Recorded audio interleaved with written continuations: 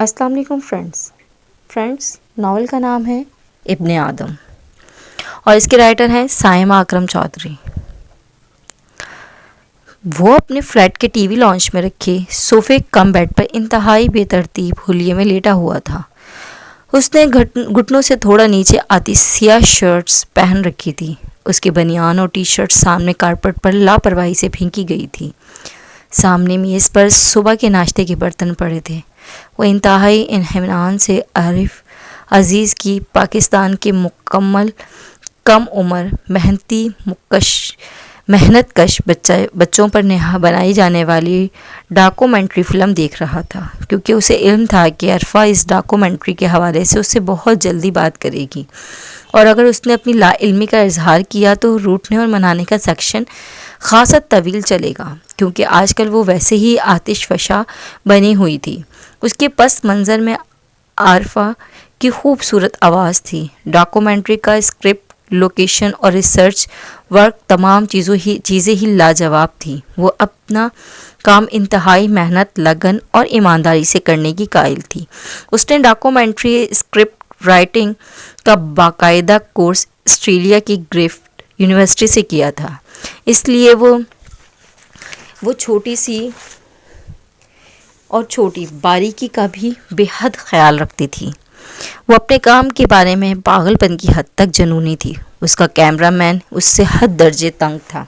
وہ اسے زچ کر کے ہی رکھ دیتی تھی، کیونکہ عرفہ نے ڈاکومنٹری کے حوالے سے کیمرے کی تھکنیس کا بھی ایک کورس کر رکھا تھا۔ وہ اپنے سب سے بڑے نقاد خود تھی، اس لیے اکثر لوگ اس کے ساتھ کام کرنے سے کتراتے تھے۔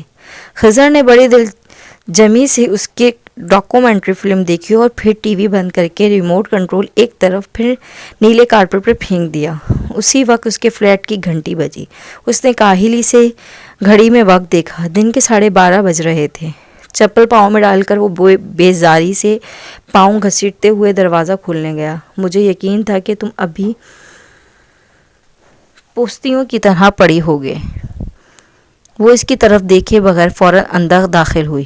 تم بھی بری وقت کی طرح ہو جو کبھی بھی آ سکتا ہے۔ اس نے سر کھجاتے ہوئے اسے تپایا۔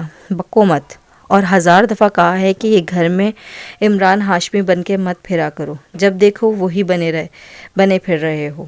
عرفہ نے کارپٹ سے شرٹ اٹھا کر اس کی طرف اچھالی۔ وہ سخت صدمے سے اس کی طرف دیکھ رہا تھا۔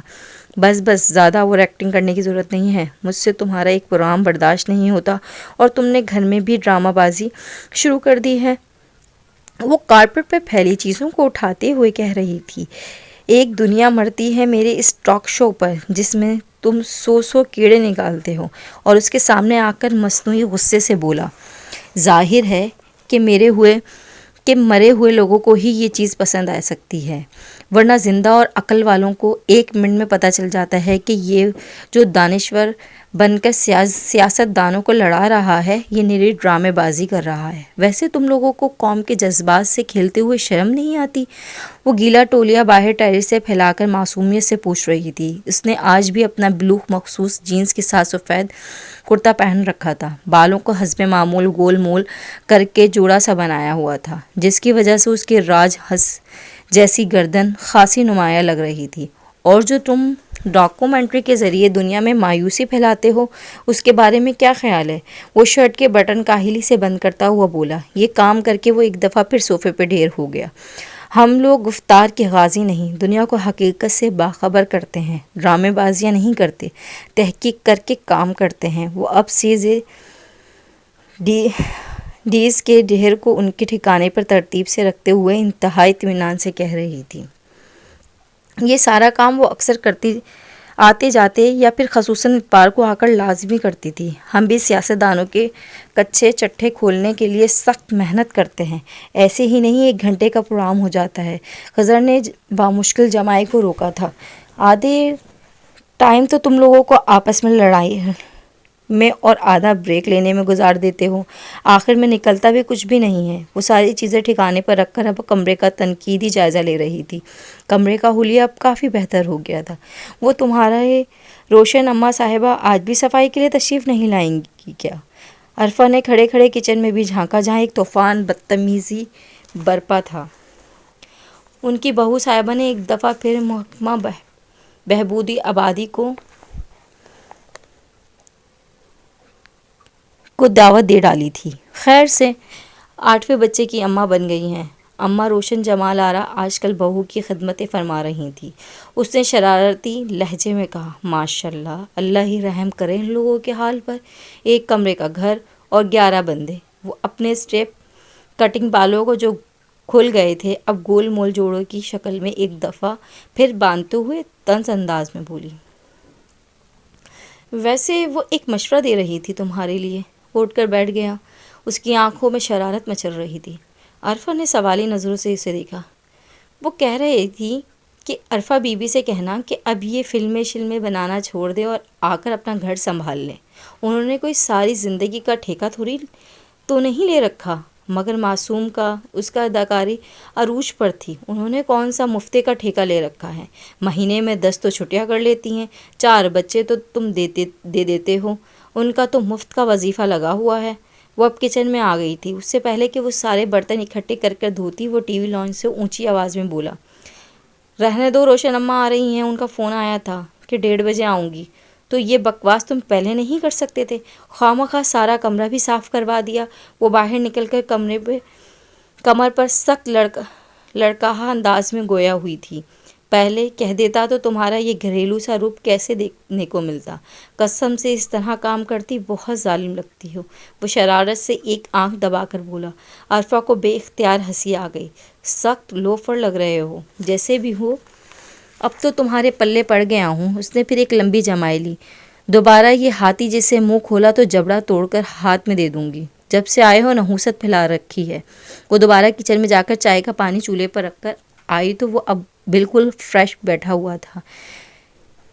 یہ جس کو تم 100 باتیں سناتی ہو، اس کی اسمارٹ اور ڈیسنٹ پرسنالٹی پر ایک دنیا آہے بھرتی ہے۔ یاد نہیں ہے تمہاری بہن نے کتنی منتیں کی تھی کہ میں اس کے فیشن شو میں حصہ لوں؟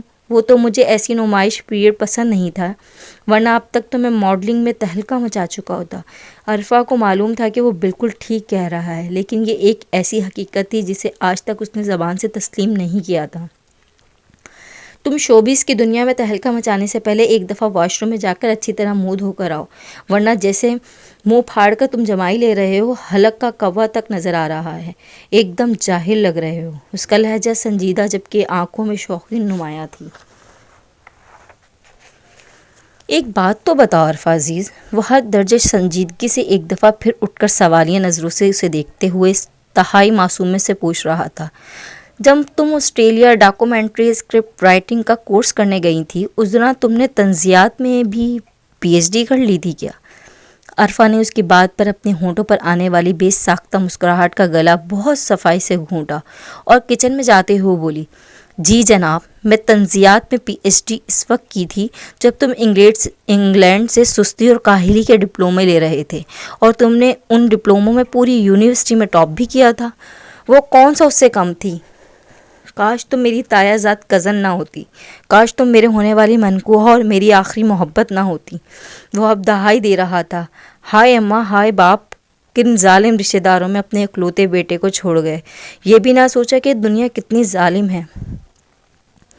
یہ چائے کا کپ پکڑو اور ایکٹنگ بند کرو، اور اپنا مگ تھام کر سامنے پڑے فلور کشن پر بے تکلفی سے آلتی پالتی مار کر بیٹھ گئی۔ اس نے ایک پلیٹ میں کیک رس رکھے ہوئے تھے جن کو وہ چائے میں ڈبو کر کھا رہی تھی۔ خضر نے اسے غور سے دیکھا۔ اسے نانے خالصتاً ایرانی حسن کا ایک لاجواب نمونہ تھی۔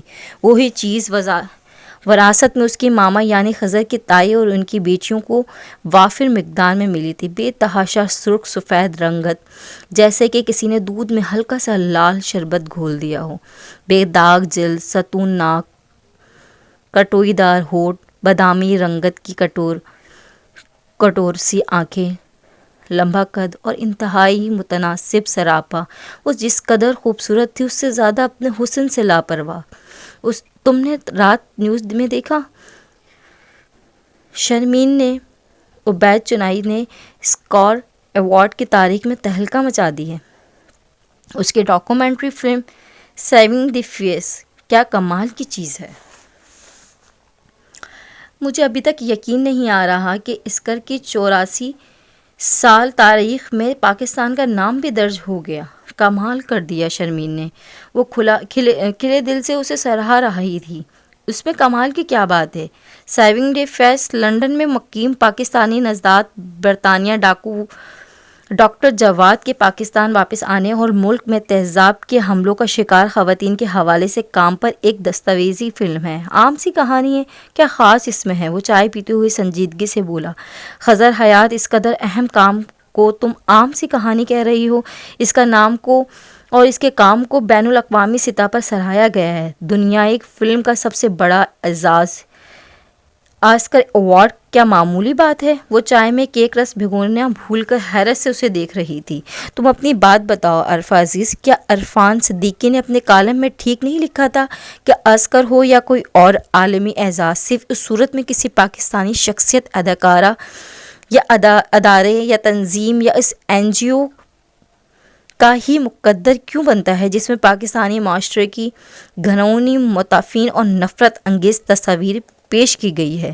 ہمارے سینے پہ ایک تمغہ سجا کر پاکستان کو بظاہر شاباشی دی جاتی ہے، لیکن در حقیقت پاکستان کا تیزاب زدہ مسح چہرہ ساری دنیا کو دکھا کر یہ تاثر دیا جاتا ہے کہ پاکستان درندوں کی کمین گاہ ہے۔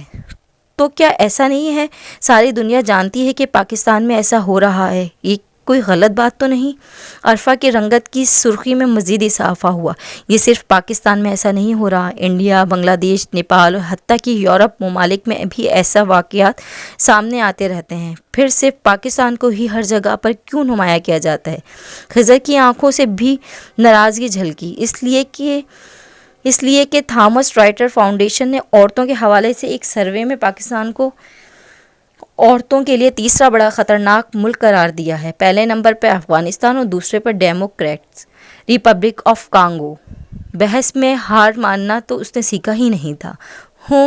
خضر نے ناک میں فرضی مکھی اڑائی۔ کون سی احمقوں کی جنت میں رہتی ہو آپ عرفہ عزیز صاحبہ؟ یہ سروے کرنے والے کون لوگ ہیں اور اپنے پیٹ ننگا کر کے کون دکھاتا ہے؟